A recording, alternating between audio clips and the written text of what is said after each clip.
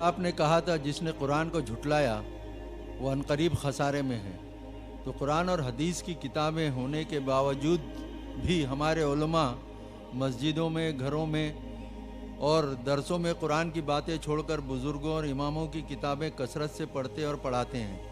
کیا ہمارے علماء یہ نہیں جانتے کہ قرآن ہی بخشش کا ذریعہ ہے اور قرآن میں ہی سب فضائل اور مسائل ہیں؟ پھر وہ ایسا کیوں کرتے ہیں؟ تسلی بخش جواب دیں۔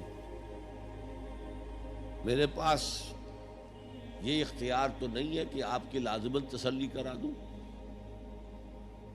البتہ میں عرض کرتا ہوں علماء کرام کو برا بھلا کہنے کی بجائے اپنے گریبانوں میں جھانکیے۔ آپ خود کیوں نہیں پڑھتے دین کو؟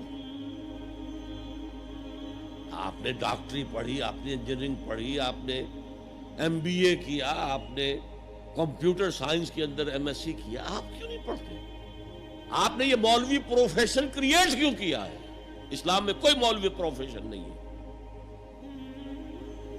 اسلام میں نہ پاپائیت ہے نہ برہمنیت ہے۔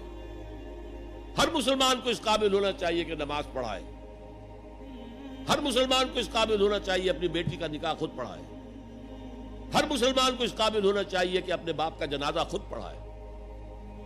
جو دعا اس کے دل کی گہرائی سے نکلے گی وہ کسی عالم دین کے دل سے نکل سکتی ہے۔ تو اصل میں ہم نے اختیار کیا دنیاوی تعلیم، جس میں پیسہ ہے، جس میں عزت ہے، جس میں گلیمر ہے، جس میں اونچے کیریئر ہیں، اور ہم نے باقی کام چھوڑ دیا ہے علماء کے، تو پھر ان پر تنقید کرتے ہیں۔